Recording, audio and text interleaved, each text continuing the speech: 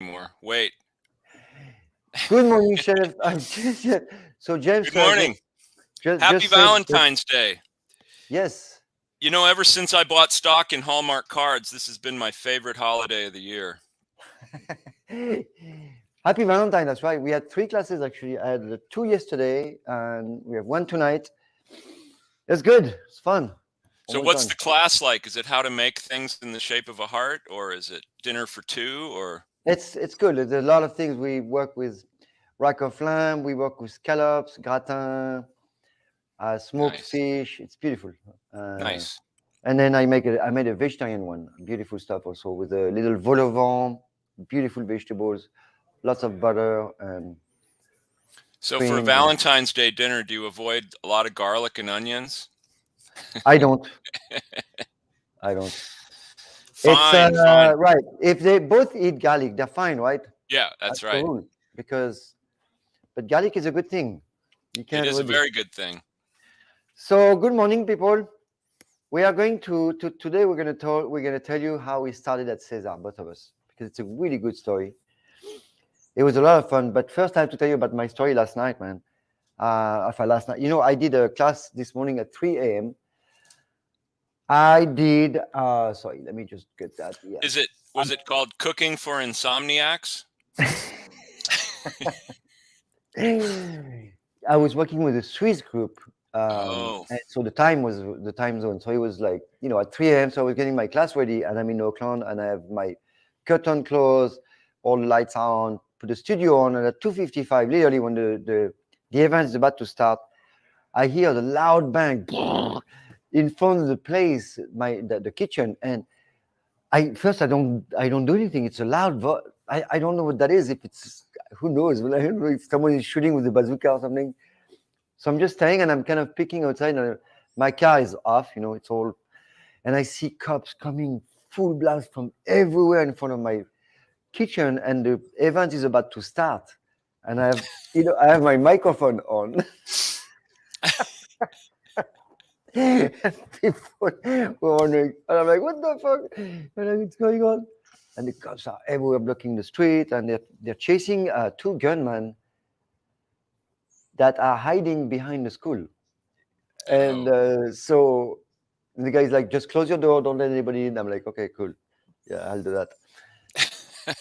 And so, and then, so basically my car got completely run down, and I had to start my group, and the group was in Switzerland, Germany, and Belgium. And I was telling them, if you see the police swarming in the school, don't worry, it's not me. I can explain everything. It's not what it looks like. It's really, oh, that was Wow, crazy. that's quite an adventure. Oh my God, that was insane. But anyway, so come back. Why Yeah. Cesar? When did you start Cesar? So I remember when I started Cesar, I was invited by Richard, one of my oldest friend, and we started that with really nothing, right? You see, Uh-huh. this is how I was going to show them how to pour. It, Did you bring enough coffee for everyone?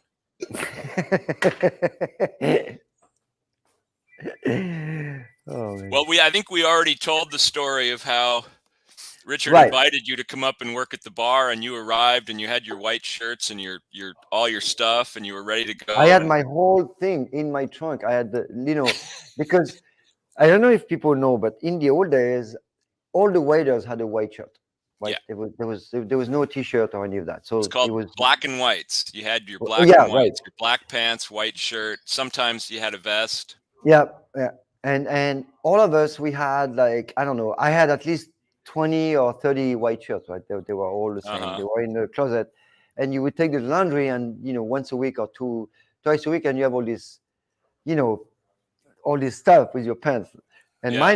there was a few in my trunk because you never know, you can spot yourself. And that's was the thing. I had all my stuff all ready to go.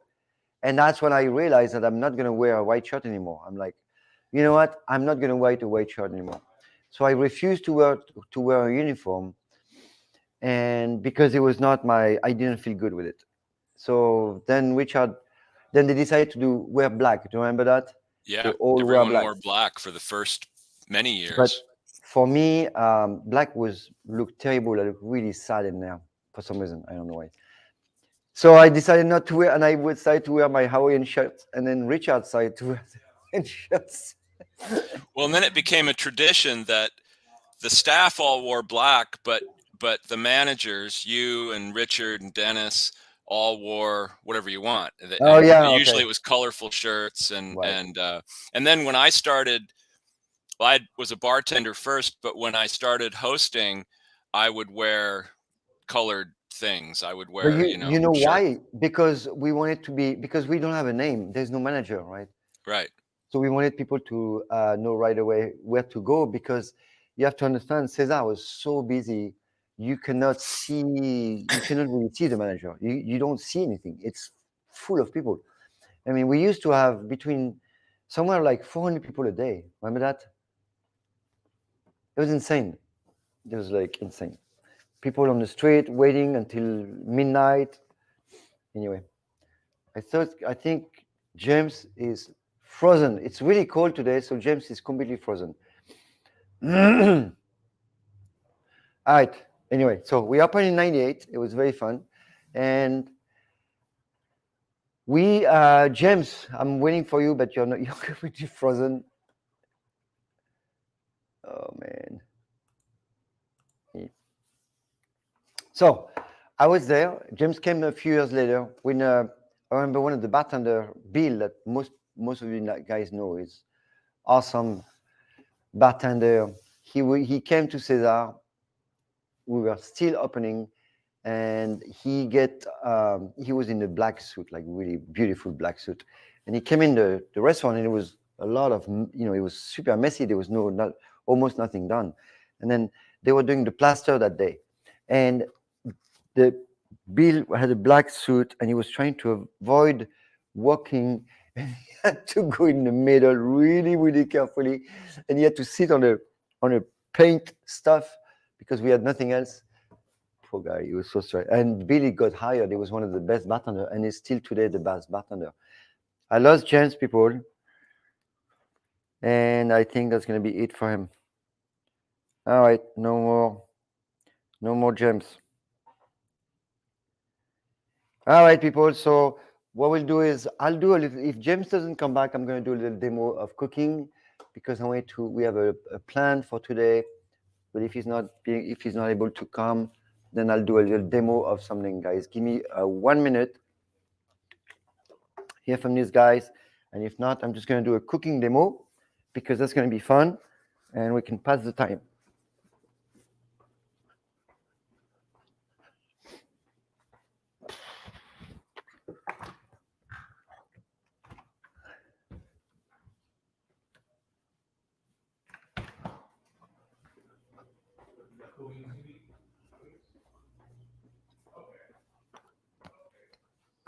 All right, no James. So guys, this is what I'm going to do. I'm going to show you a little pickling stuff.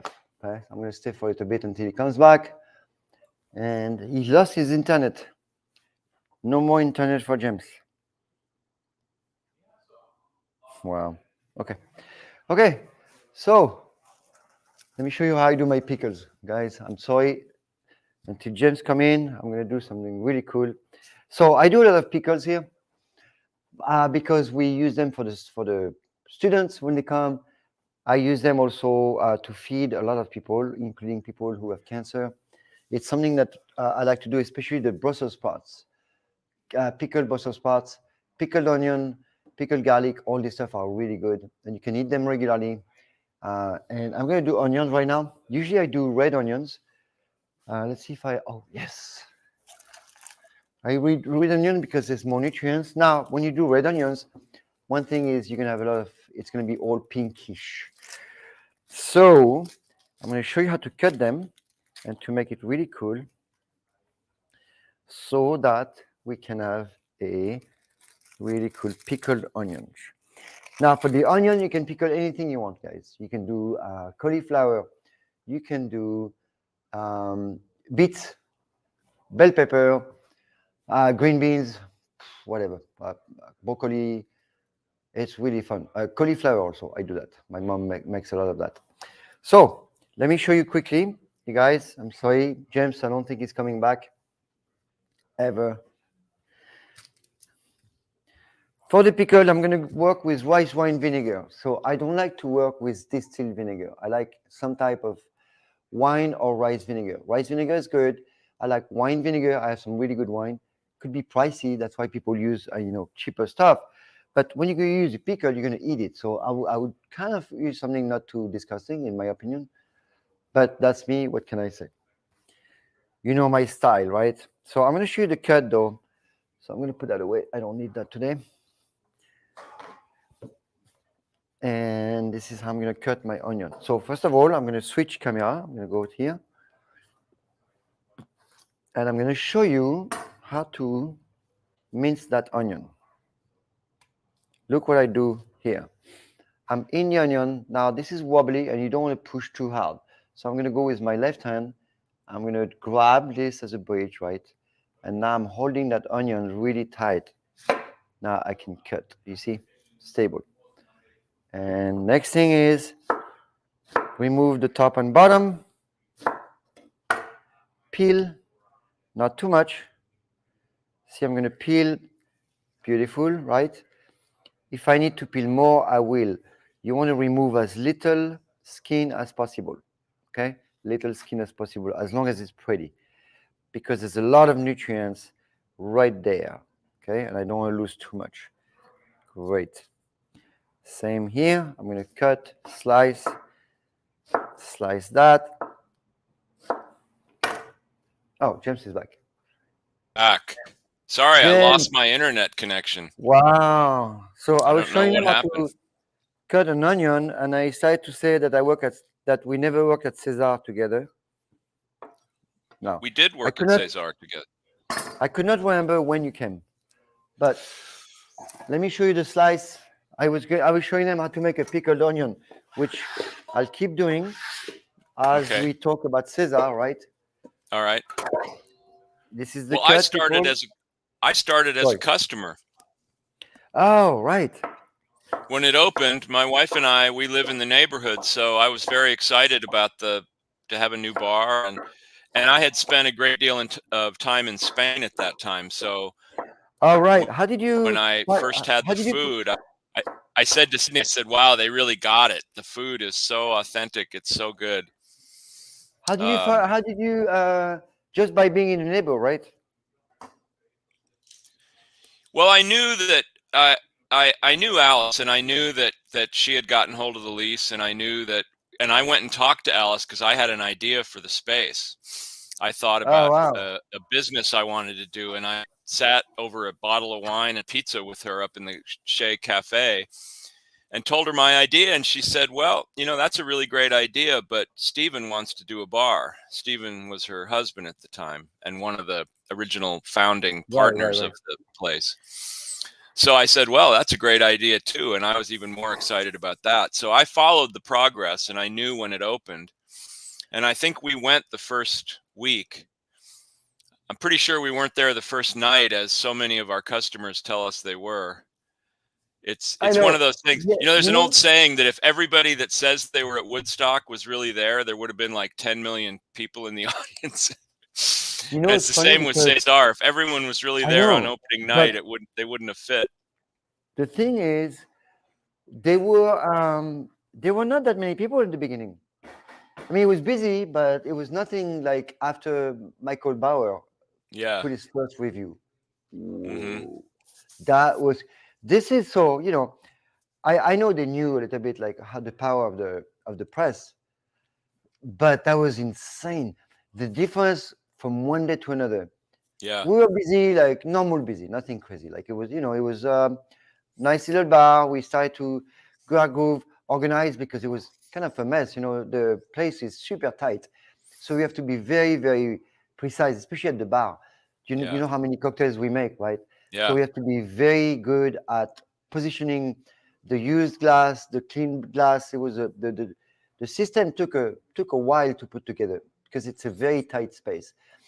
And then we got hit that there was this Michael Bauer thing on came out on Sunday morning, one Sunday morning, and I remember coming to Cesar, and I saw this line outside, which we've never had before. There was no line. We've never seen that.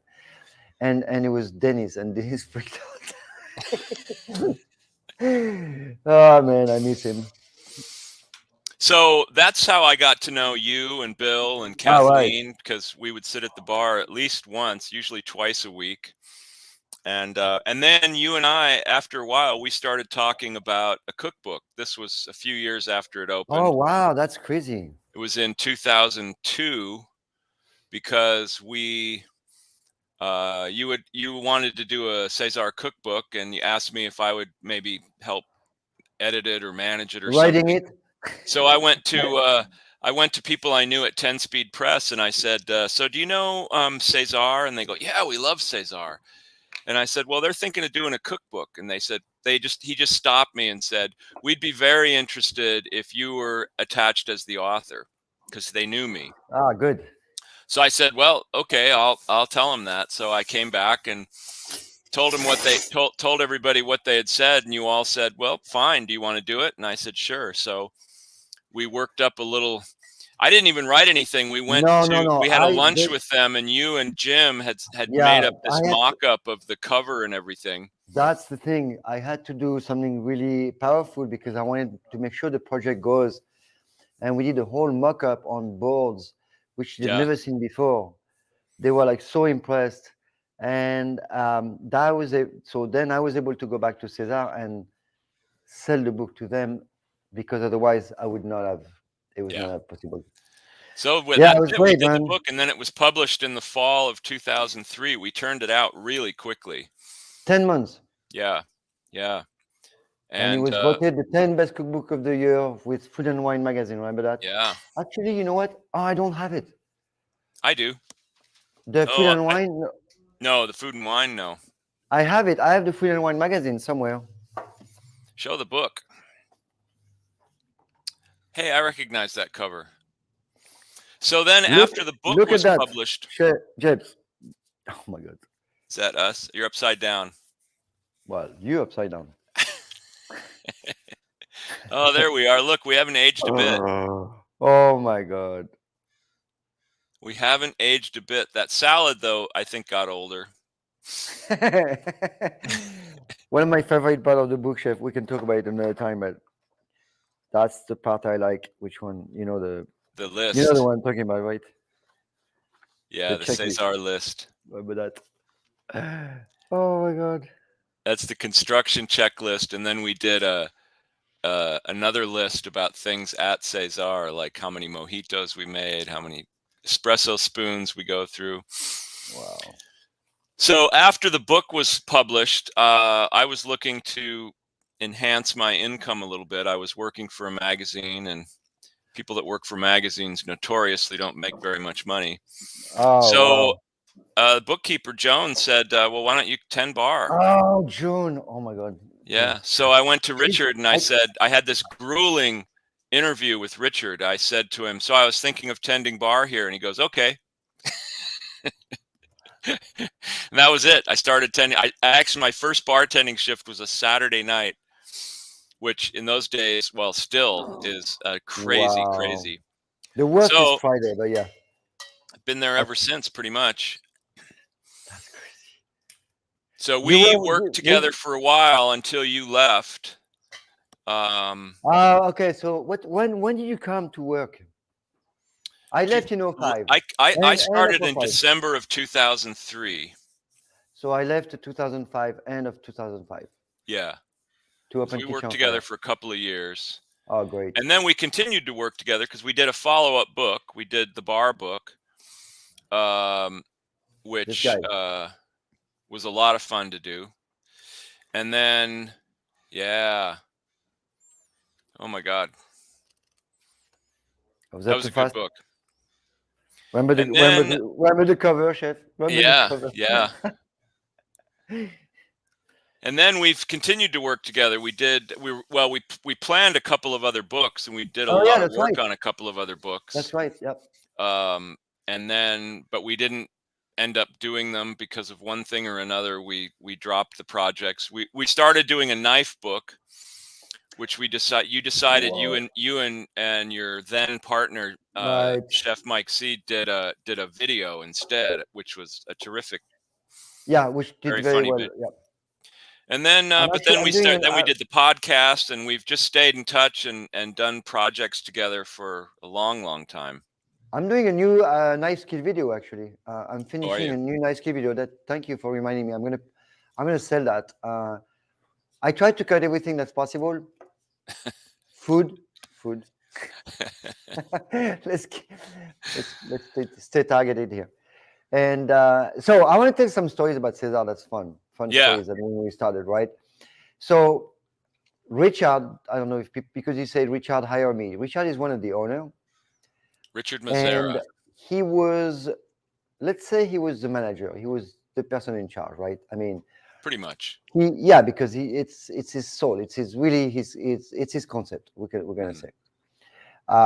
The people that work with him, people that really appreciate is Denis Lapoya, Joan, and I'm talking about the people working. So Denis was working, Richard was working, Joan was working, and then us. And then the decision were interesting, right? Because just like you said, you go see Richard and you say, I want to work here. And he's like, okay.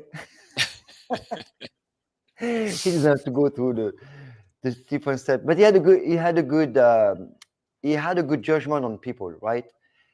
Because he could tell right away who's going to be a good person for the restaurant. That's one thing. He hired a lot of great people. Oh my God. People that turned out to be terrific. And they never left. Yeah. Most people never left. So that's the thing also with Cesar that I've noticed that was interesting for me coming from LA. That was I was still, so LA was getting a little better when I came to Cesar, but it was still the hard chef, the screaming, the competition. And I came to Cesar, it was a completely different environment. It was too much on the opposite. You can't say anything, and now I understand where we are today, and it's kind of a problem. But at the time, it was great to see that people were a little more understanding. I think that too much understanding. But it was great to see that it was a different aspect. And I had to learn how to slow down here. And one thing I learned about Berkeley, which makes no difference today, but anybody could be dressed as a homeless and be the richest person, right? Or the most whatever. Yeah. And it was very funny. It was funny at the time, but sometimes you see some really people, they look really crappy, and you learn that they have like whatever, right? So Berkeley was interesting for that. When I was still at Dean and DeLuca in the early years at Dean and DeLuca in the old original store, this woman came to the back of the store once, and I was standing there with Joel Dean, and she came up to us and she said, "There's a homeless man, and I think he's shoplifting. He's taking all this really expensive stuff." And I said, "Oh, really?" So I went and looked, and it turned out it was the painter JeanMichel Basquiat. Wow! Oh my God! Really? Died a couple of years later. He died very, very young, but he was at that time he was already incredibly famous. And I came back and I said, "Don't worry, ma'am. He got more money than any of us." But he did look kind of homeless. He was in like really, nondescript clothing, and his hair was all over the place. He looked great. I thought he looked great, but he did. It's fine. But you see, when I came from LA. That's where I worked a lot of time. And in LA, people are really completely superficially made, right? You can tell when they come. I mean, you can almost tell the brand. I don't know much about brand, but you can tell that thing is expensive, right? That everything is like, Yeah. And then you arrive in Berkeley, and you have people in tongs, and like shitty stuff, and you're like, yeah. So it took me a while, and I'm not saying it's bad or good. I'm actually not saying anything. How about that? Having an opinion nowadays is not a good idea, so I'm just going to slide through my sayings. But you're right about being a whole different environment. I mean, the traditionally in restaurants, especially in New York, where I came from, and I'm sure it was true in Los Angeles, there was a real division between the front of the house and the back of the house, and you didn't completely, there was even certain amount of hostility between the two. You know, the kitchen, they just thought the front of the house staff was a waste of time, and of Well, course the the back, front of the house staff think they're everything, you know. yeah, the back of the house always think that the front of the house makes too much money. That's Right. always been the biggest issue. Yeah. And so it's true. I mean, it's not true. It's true that the difference is too big. That's true. Right. They don't make too much money. The back doesn't make enough money. Right. You see what I mean? But at Cesar, that wasn't really the case. It's never really been the case. There's always Right. been much of a camaraderie between the front and the back of the house. In fact, there's not even any physical division between the kitchen and the dining room. I mean, it's completely open. Yeah. I mean, we're respectful enough that we don't go walking into the cooking area, because that's just dangerous. You don't do that. But otherwise, there's a real back and forth. And there's no room. Yeah. I mean, that's and somebody standing at the fryer, you don't want them to turn around and find some server standing there trying to grab a spoon or something. I don't know if people have seen the kitchen of Cesar. I mean, I'm sure most of them have. Let me see if I can find a picture. There's no picture on your website, right? There's a picture on the I think on the Save Cesar website, that shows, I think, Moise is standing in there. Oh, those are my pictures. There's your pictures, and then there's also some pictures that Sam's fiance Cherie took when she was when I wrote that, because I wrote a profile of Cesar for the 20th anniversary. No, but I'm perfectly happy sharing my pictures, man. Yeah. How do I do that? I have no idea. They're in my mind. Can you access that? It's too easy. I'm gonna do. Is there an app for that? I'm gonna look at something more challenging, if you don't mind. You just want something that's less cluttered. Oh man! You know, Cesar has always been this perfect little bar. It's the size of it, the way it's run, the way it's laid out. I mean, as a manager, it's great because you can see everything from anywhere you're standing, which is great.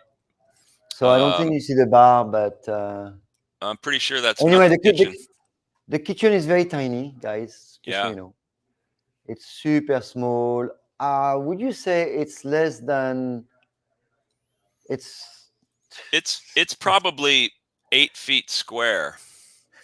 It's super small. Pretty small. And man, maybe 10. They crank in there like it's crazy. Yeah. But one thing also I wanted to point out was very funny. When we opened Cesar, we didn't want a manager. You know, in the restaurant, there's always a manager or someone responsible for the day, for the shift. And we decided not to have that. So it was a little confusing at the beginning. Not confusing, but it was, you know, nobody could take a decision. But then we got so busy that we got crushed every day that there was just time to work. That was it. It was crazy. There was and there was no manager. We've never had a manager, so there was no. And we always worked as a team, so the place just flowed, and it didn't need somebody telling people what to do because everybody knew what they were supposed to be doing. Yeah, and that's why, you know, when Richard would hire people, it was mostly Richard. You know, no, it was mostly Richard. I was trying to find. Dennis was more involved a little bit later. But Dennis was more. He would not be involved too much with the staff. He was being involved in the whole wine list and the booze, which is a huge job on its own already. And he's pretty phenomenal about it. I think one of the reasons that it worked so well too was that even though the servers had sections that they were responsible for, everybody helped everybody else. So when you went back to the bar and there were drinks up, you took them out no matter where they were going, whether it was your section or not. You didn't. So that's the thing, exactly. You ran whatever food came up, and if you were walking around, if I'm working up front, but I happen to go through the back and somebody needs something, I'll stop, I'll take an order, I'll bust their table. So it was this real sense of a cooperative effort on the part of all the servers and the bartenders would go out on the floor if need be and help. And I mean, just everybody everybody had their area that they were responsible for, but they did whatever needed to be done. That's because all the tips were shared. So Yeah, so we didn't have to. there was no station. You don't have like you make that much on your station.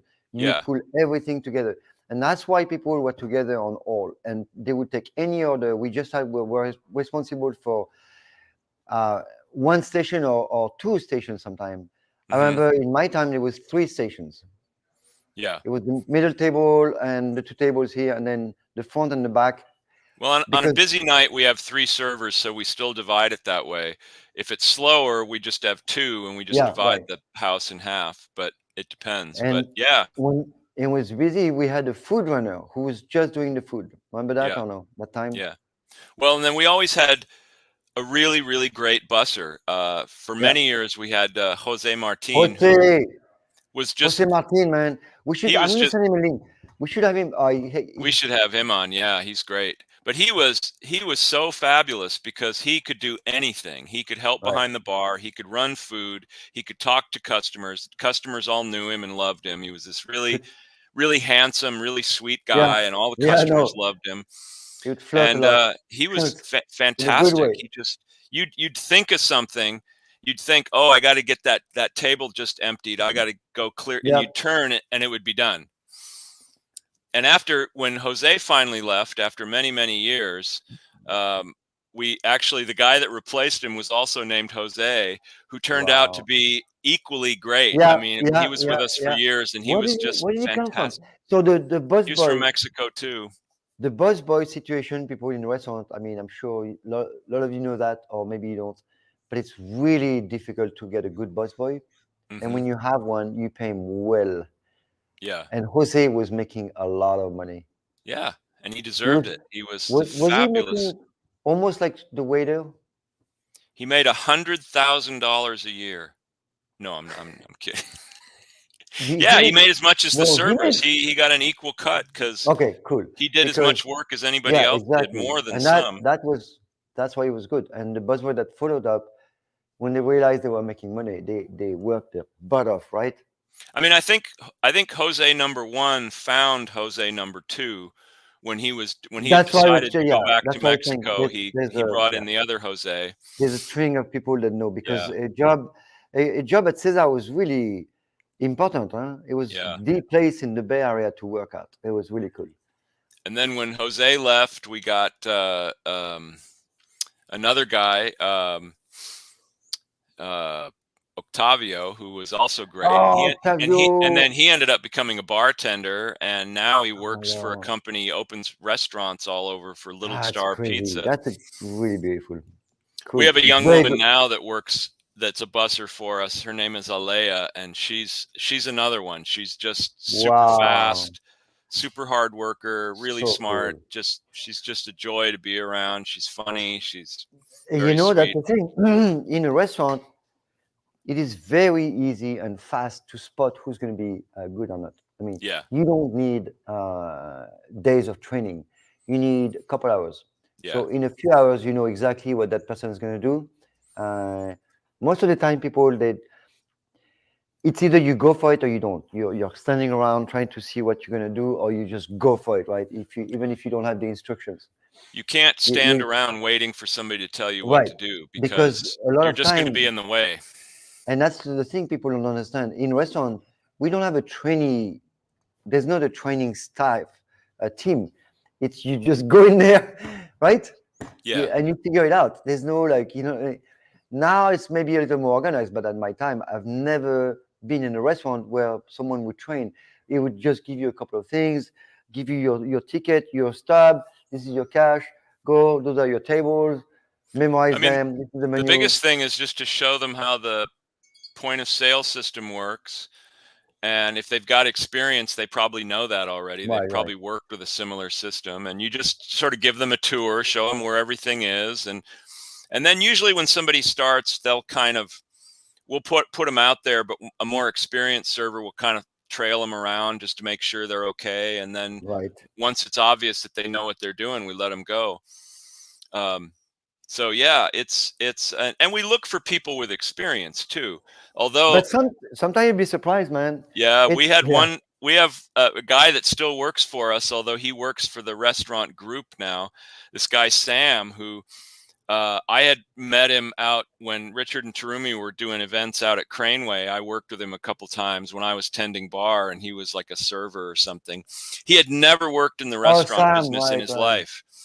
And he was friends with Terumi, so that's how he met Richard. Ah, And they hired him to be, I think he started as a busser, yeah, or I maybe think I server, remember that. but he'd never worked in a restaurant in his life. And he turned out to be one of our best people. He rose through the ranks. He became a server for a long time. Then he became a very, very good bartender. And then finally he left to work for the restaurant group. He's sort of a floater. He goes around. So he's often in the place. He'll come in and tend bar if we're short staffed or whatever. But Right. So what is it, a floater? yeah, but so he's a guy that had never done this in his life, and So yeah, that's great. but he was Do you want smart. He was a really smart guy and a hard worker, and that's James, really what you look for. do you want to explain what a floater is? Well, in his case, it's somebody that just goes from business to business when they need him. You know, he'll Right, go in and different jobs. Right. yeah, and And it's the you're same in there to kind of oversee. And if somebody needs something here, you go. That's where you go. That at that day in a restaurant, a floater can be somebody that just sort of like I used to be a host there. I for a couple years I just hosted at Cesar, and as a host, you do everything. right, You're keeping track of people at the right, door, of course, and keeping the waiting list. But then you're also just constantly I would right. just move through the restaurant Yep, continually like a yep, shark. yep. And I would bus tables, I would take orders, I would run drinks. And mainly I So was looking to see what tables were going to open so I could tell people how yeah, long right. it was going to be. But every time I passed through the restaurant, I would pick up a bunch of plates or I would take a drink or you'd notice somebody's wine glass is empty. So you stop and you say, would you like another glass of wine? So Cesar Or, is very small, right? So you can see yeah. everything in one eye, and this is what's cool about this place. But so a floater in a restaurant has a really huge responsibility. A floater has to be someone who knows the bar, the bussing, the waiting, so basically all spot because he needs to be able to go to a job right away during the evening. Hmm. So I was a floater at Le Dome. So Le Dome is a restaurant in LA where all these people like Elizabeth Taylor, Schwarzenegger, all these people would come. Right, it was on Hmm. Sunset Boulevard, Sunset Plaza. It was very very prestigious, and I worked there for a while because mostly I was French. So as French, I could work anywhere in LA. Nice, like really those fancy restaurants. As long as you spoke French, well, I was a good waiter, but that happened later. And then when I started to work at the Dome, Dome is a huge restaurant. It was so busy, even for lunch. So we had all these waiters and bartenders, but there's so many that sometimes someone doesn't show, which is very rare because they made lots of money. So you have to have a floater that goes from one station, and the restaurant was super big. Have you known Le Dome? Do you know Le Dome in LA? I've never been to Le Dome in LA. It's big. It's very big. There's a whole restaurant in the middle for the bar, rooms all over the place, and then there's a downstairs.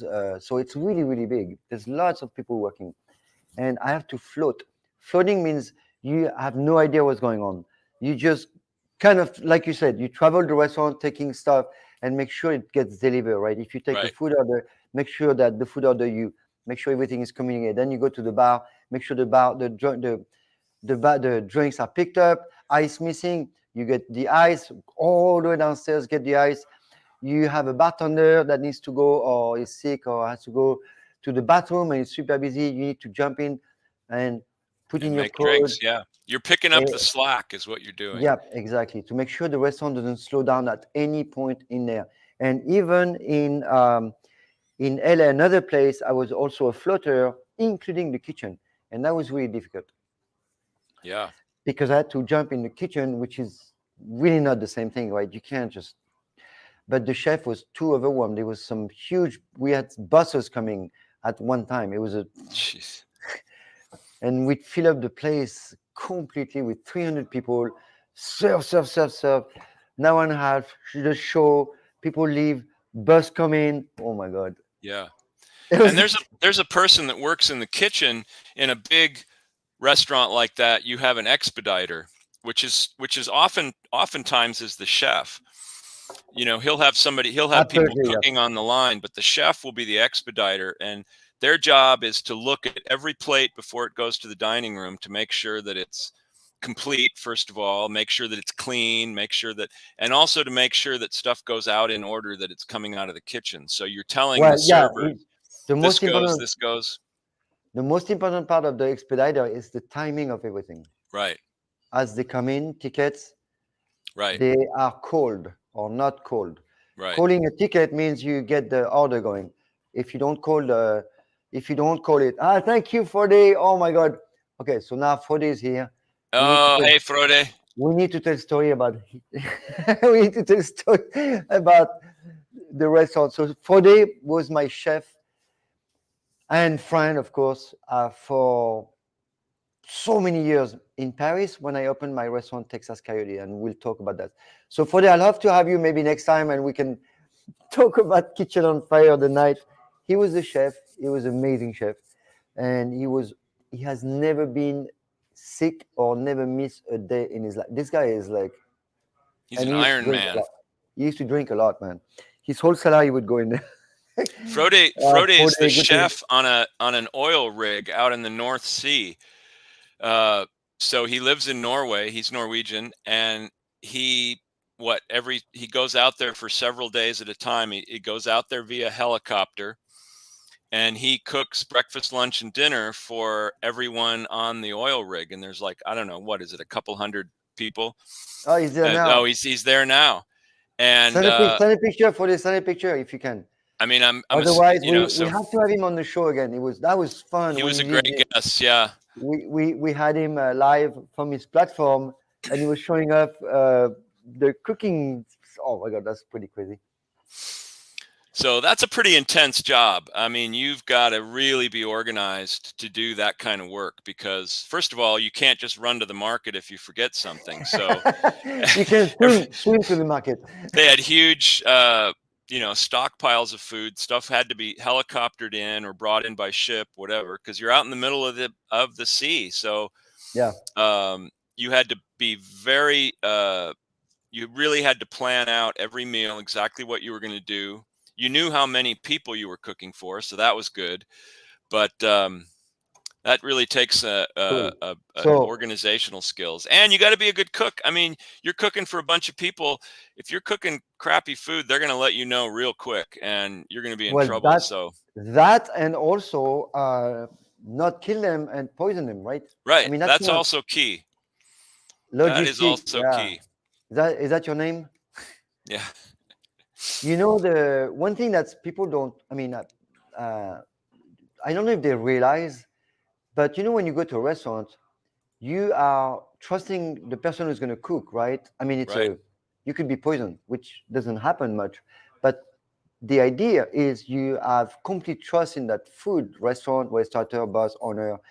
And that's why as a restaurateur, I was always shocked when I learned that someone was using poor ingredients and labeling them as good ingredients. That to me is the worst thing you can do. Yeah. Because first of all, the trust has to be 100%. It's like, it's your life. You're not going to die, but you can be you can be poisoned pretty badly. And you're trusting. You're trusting them not only to use good ingredients, but also to store them properly, to handle them properly, to make sure everything the cold stuff stays cold, the hot stuff stays hot. That's my biggest issue, is working in a place. So I've never worked in a crappy place, obviously, in my life. But that was the first thing I saw. And if something happened like this and I see it, I leave immediately, because I don't care. I can find a job anywhere. I'm a good whatever, bartender, whatever. I will always work with where I can be proud of and say, yeah, this is good. This is awesome. It's made, not like the fish was whatever. Like, I don't want to work in a place that I wouldn't want to eat in, Yeah, right. If it's a place that I wouldn't personally go as a consumer, I don't want to work there. So, but I've been lucky. Expediting is a big job, and actually Frode was doing that for a while also, because it was so busy that the chef has to time everything. And when I was saying earlier, you have to call your ticket. So, when you get your ticket from the printer, or Hmm. at the time it was all handwritten, right? So you have copies. You have one Hmm. copy for the chef, one copy for the line, and then you have a third copy for the cash register or for the waiter, right? So you have three copies of the same. Now, how do you do to add stuff?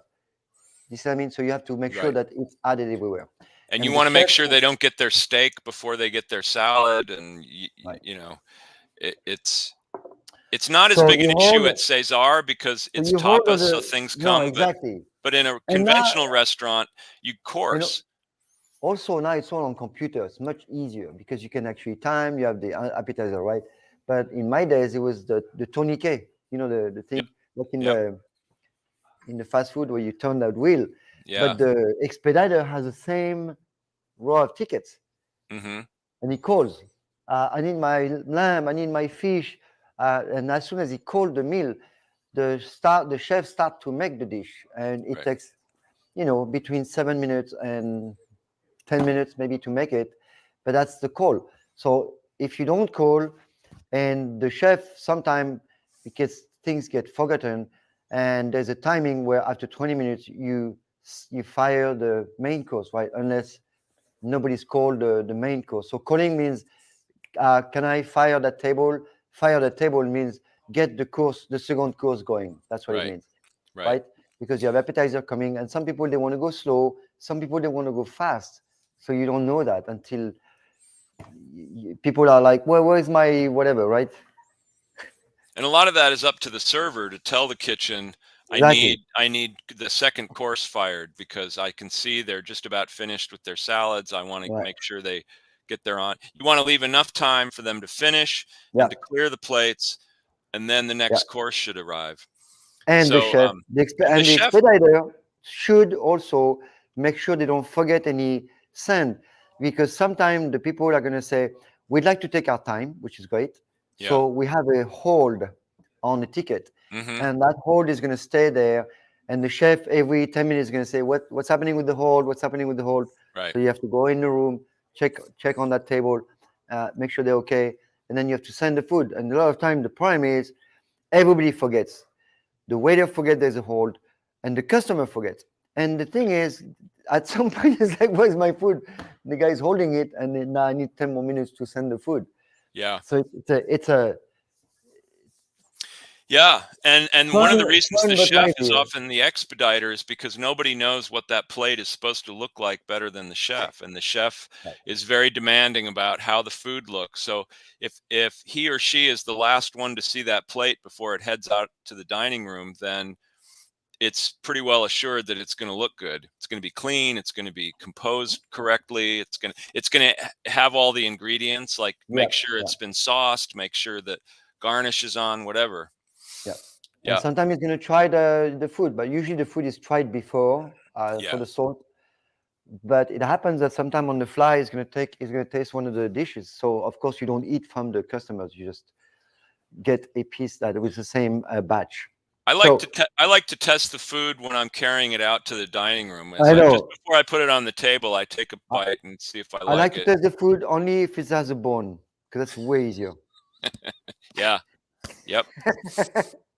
We have a great feature on our new ordering system. You can, if you have a table, you can put in all the things. But if you want to, our tables are small. So if you order everything and it all comes out at once, they're overwhelmed. So sometimes I'll Right. take like the proteins maybe, and you can put them in there, but then you can highlight them and just put them on hold.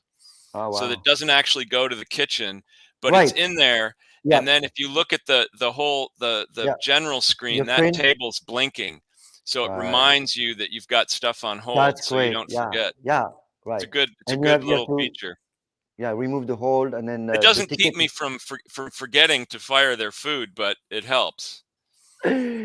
Oh I'll be man. walking by a table and I'll think, God, they've thought they're done awfully quickly, and then suddenly like, oh shit, I forgot to order their steaks. Right. Right. Right.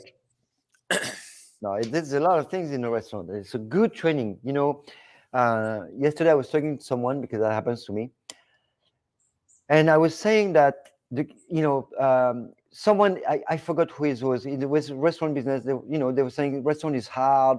It's not really a good job for anymore. That's why nobody wants to do it. And I said, look, if I was young, I would do it in a heartbeat. It's Yeah. one of the most really good training you can get in life for many, many reasons. It's a great, great way to entry level job for kids. It's a really, Yeah. really good job. And until you're 30 or 40 years old, I mean, unless you're looking for a career, that's fine. But I tell you, you learn a lot in restaurant, and you really learn how to behave and to be cohesive group, right? Right. Because there's some speed. Like when the house is full, there's no more talking. It's like Yeah. boom, boom, boom. You have what, 2 3 hours of non-stop. It's called, when you put your nose in it's like you can't even Nose to the see what's going on. grindstone. It's 2 3 hours on non-stop, and it's really hard. And the kitchen is the same. Nobody has any idea what's going on for the next 2 to 3 hours, right? And And you it's wake up and you're like, whoa.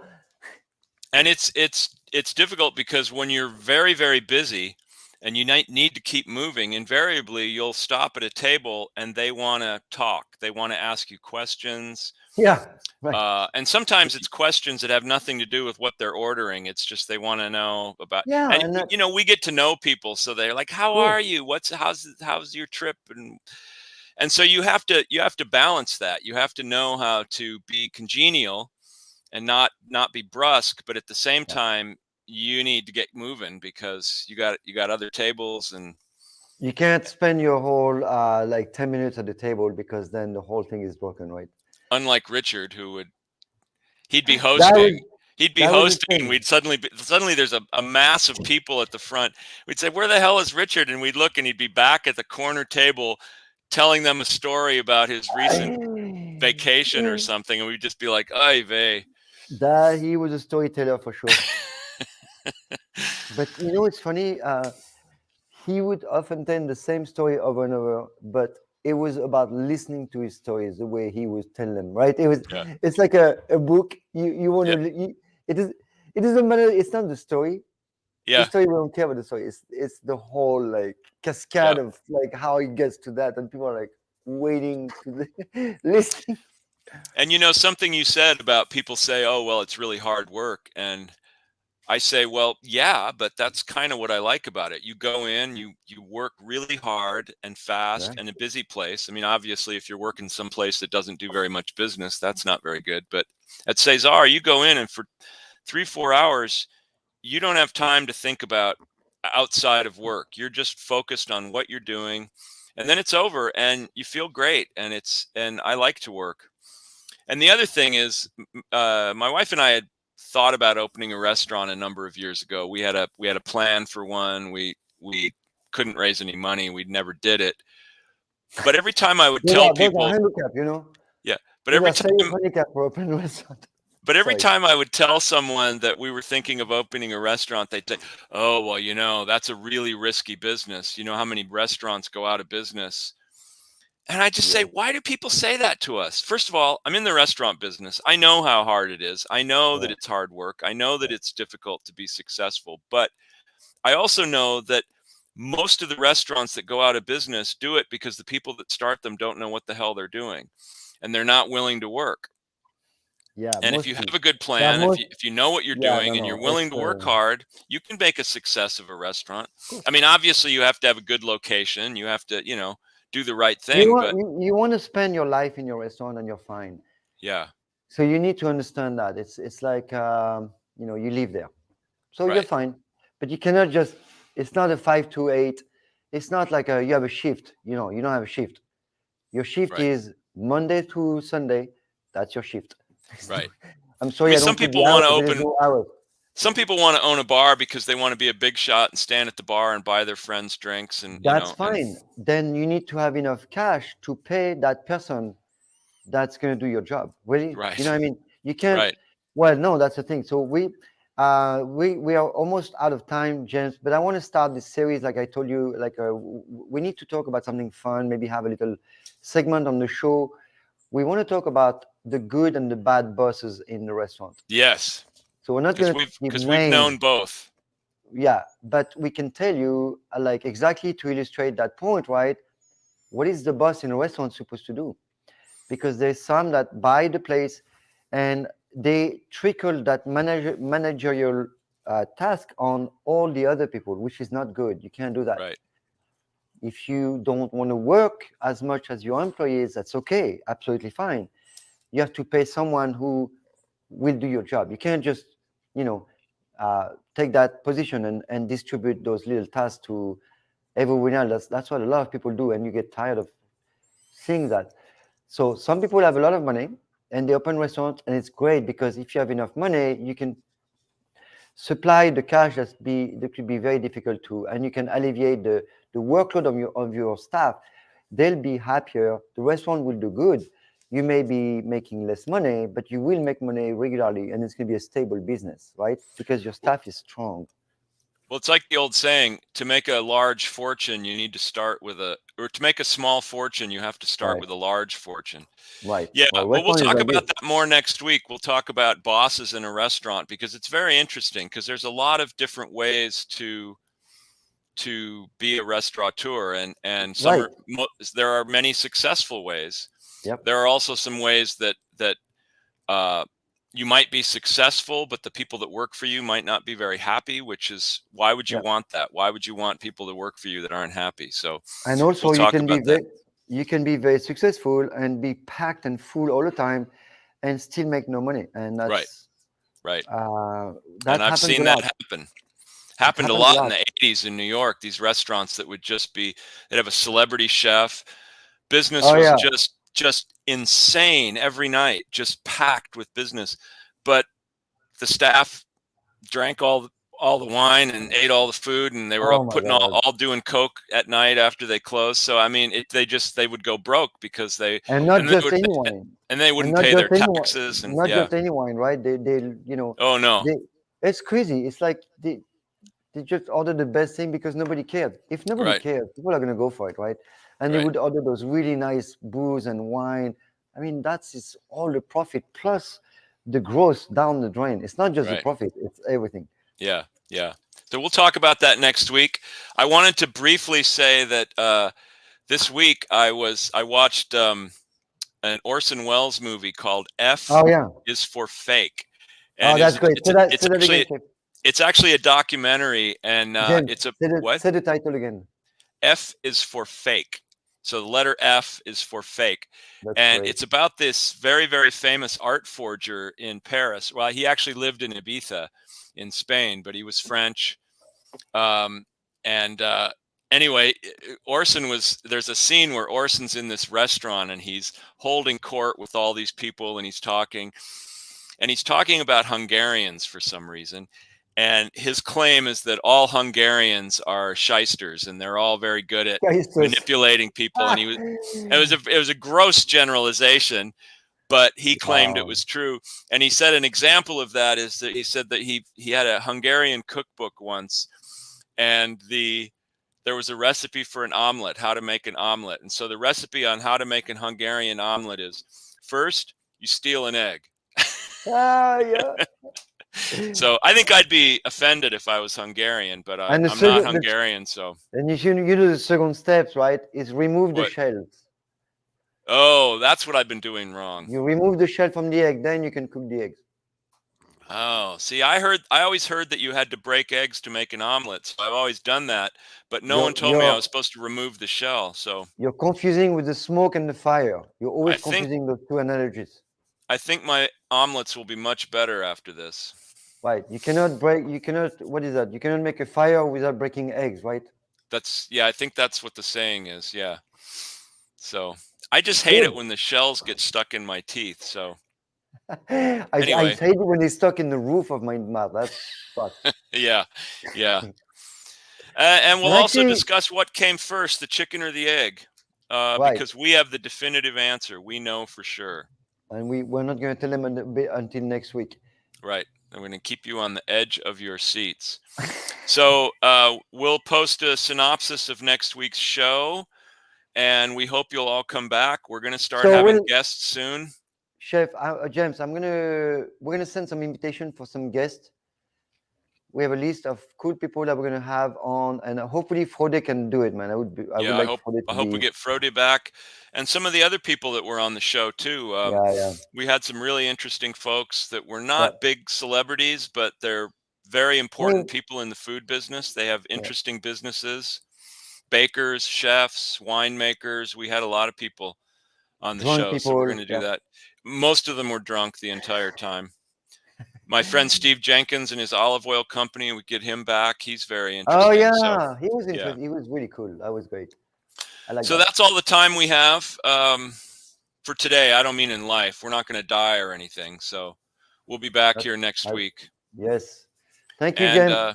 thank you. I will see you very soon. You guys, everyone has a great week. Happy Valentine again. Beautiful. Yes, happy Valentine's Day to All all right. you lovers out there.